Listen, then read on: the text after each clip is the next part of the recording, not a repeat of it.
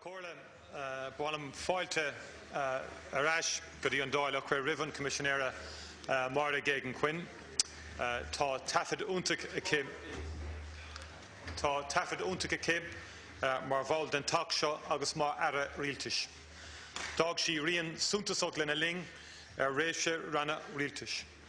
Ma Ara Horsi Europaca, Dagri she Uktaranocht, Eranoch, Horlin Europa, Alag she's Kaidan de Hoch. Ag tús a tréise mar hochtadóla, darig le céim starúil a bhaintamach, mar an chéad ara buinean ó aimseo Constance Markovich a raig. Ag ddrim le dara a tréise mar ara, darig le ceann na bilí rialtais ba hochtaí ar chearta sivílte le cianta a stúrú tríd an Oireachtas. It was a very welcome development indeed when the Commissioner received the portfolio of research, innovation and science. And this is an area which is central to the economic future of Europe, and it is one where Ireland's impact is both large and growing. For example, a combination of programmes initiated by government in the last decade mean that her native city of Galway is home to both the world's most important research centre on web software and an increasing number of world-leading technology companies. The programmes which Commissioner Gagan Quinn oversees in the Commission represent some of the Union's most important, providing practical leadership and support on an issue of fundamental importance. And I welcome her announcement today of the significant progress that Ireland has made under the EU 7th Framework Programme, a programme that I was involved in negotiating and working with her predecessor, Commissioner Potocnik, some years back, and the decision to create a national directorate at that stage in Enterprise Ireland in a targeted way to work to draw down and use Irish companies, help Irish companies to draw down funding from that framework has proved to be very effective indeed, as indeed the Commissioner has articulated.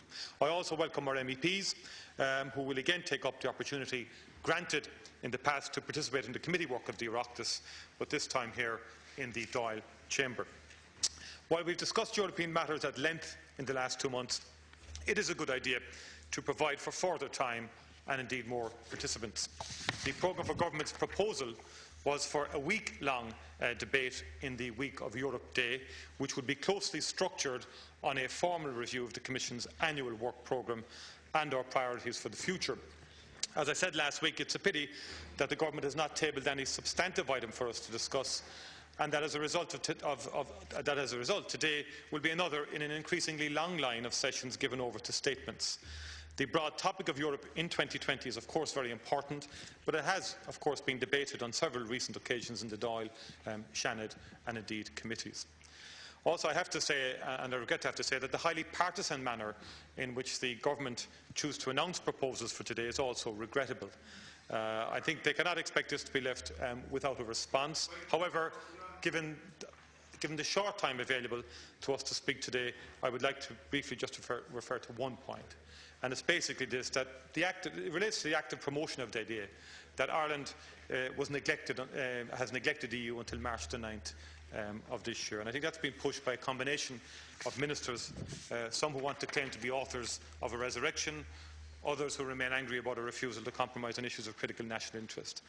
I think the point I would make is this, that ignores a lot of contradictory evidence. I mean, we've heard about the conduct of successive council presidencies that have been very good. And I think the Commissioner referenced the centrality of the European people to the European project. In this country, I think we should learn to work on a cross-party basis in advancing debate about Europe. And it was a pity, for example, that in the organisation of today, there wasn't work in advance with all of the political parties in organising today's agenda. It was simply announced and the parties were told what the lineup was going to be. And I think in future, because communication with the people is vital, and we know that from the Lisbon Treaty referendum, the most important lesson from that was the degree to which there was a disconnect between the citizens of Ireland and the European Union project and its institutions, and that was also something that's reflected across Europe. And former Commissioner Wallström did enormous work on that agenda about communicating Europe. Now, from the perspective of the Oireachtas, it's important that all political parties work together in advance of preparing days like this and weeks like this to make sure that we communicate effectively to the people generally. And I think that's just a point I would make from a constructive perspective. Otherwise, the view will continue to prevail that, and reinforce the emerging idea that some ministers are still more interested in keeping up the election campaign against the last government than in actually governing. Now, as far back as 80 years ago, good to see you here on a Monday morning, Deputy Buttermore, which is a rare occurrence for you. But could I just say that, if I may, as far back as 80 years ago, Sean Lemass articulated the idea that the potential of European nation-states could only be fulfilled through systematic rule-based cooperation. A man second to none in his lifelong dedication to Irish republicanism, it was a great regret of his that Ireland was not in a position to join the earliest stages of what is today's Union. And he and others of his generation fully anticipated the era of opportunity which our participation in European institutions opened up. They built a tradition to which I and my party still absolutely believe in, which is that active and constructive engagement in European integration is essential for our country. No matter how Euro-positive you are, it is not possible to avoid the fact that the European Union is today faced with a series of fundamental challenges which combine to represent the biggest crisis in its history. This is not about one country or a few smaller members. It involves key principles underpinning the Union itself. It is also not just about economic matters, as recent events in the Schengen area show. The architecture of European integration evolved rapidly in the decade after Jacques Delors rightly set out to reinvigorate the most important multinational organisation ever established. There have been regular changes in the basic law of the Union, and the competencies of different bodies have changed significantly.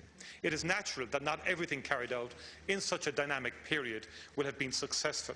And I think one of the great failings which we are seeing today is that there is a lack of clarity within institutions about how they review their own work and how they can develop a culture of welcoming oversight and criticism rather than acting defensively. I don't believe that there is any logic or benefit to a new programme of major European constitutional change. Such a programme would potentially undermine the collective spirit which represents Europe when it's at its best. Rather, we need a serious re-evaluation of how the institutions work.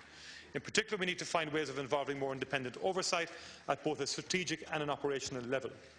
Certainly, we need to reduce the incentive to self-justification which comes from having so many tightly closed senior leadership teams. It would be a very positive measure if there were fewer tendentious off-the-record briefings. In the face of the economic crisis, there has been a disturbing inability to adopt measures which are urgent or comprehensive enough to deal with emerging issues. A lack of the type of broad leadership shown in the past has resulted in an agenda which is torn between half measures and opportunism. There has been a willingness to retreat into pandering to perceptions of national self-interest rather than follow the example of leaders like Helmut Kohl, who always spoke of how financial generosity towards partners was repaid many times over in terms of economic prospects for his country.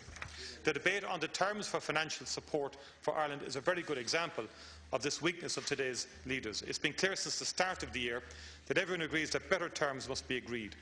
Well before our election, a reduction of at least 1% was signalled, yet there remains a constant demand, offered in tones often verging on moral indignation, that we must offer up a major concession first. This has ignored the fact that we've already made huge concessions in nearly 3 years of policies made more painful by commitment to the common interests of the Eurozone. There has yet to be a credible explanation offered for demanding that a package to help Ireland's economy to recover should include concessions which would further undermine the economy. It's been well known since January that a cut in the interest rate would happen, with the figure being briefed at the weekend suggesting an eventual saving of 400 million a year. The refusal of successive governments to concede on the rate of corporation tax has worked. However, it appears that there is still pressure that we sign up for the common consolidated tax base. The only independent study of the Commission's proposal for the CTB has said that this would immediately reduce our national income by 3%, with equal reductions in employment and investment. So we would gain 400 million a year on one hand and lose 4 billion a year on the other. At a time when Europe needs to show that it is committed to comprehensive and credible action, allowing such distractions onto the agenda serves no positive purposes. Given its centrality to economic and financial issues, the European Central Bank deserves greater attention. It is nearly 2 decades since it was agreed to establish a monetary union.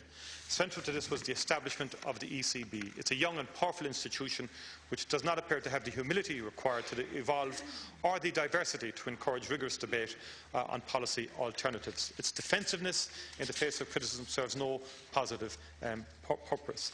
And I would say that some members of the executive board of the ECB are the only people left in Europe who don't accept that the financial crisis has also exposed serious errors in their work, and we should look at the workings of the ECB. I would agree with the Taoiseach in relation to the remarks that he said there. There is more than enough evidence to support the need for a review of the governance and operation of the bank. It must be independent, but equally it must not be allowed to ignore clear failings in a key European institution. For example, raising interest rates after a crisis has begun and doing so again before it is over has deeply, I think, damaged the credibility of both the mandate given to the bank and often its rigid orthodoxies. Ceann Comhairle, I know time is elapsing. It's a pity we don't have more time to contribute to this important debate.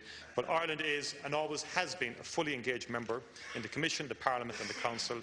Always has had an influence, as the Commissioner has said, beyond its size. We continue to have strong friends throughout the Union who are highly supportive. And I believe what the Union needs now is to bold leadership in the best traditions of a great project which has given Europe so much.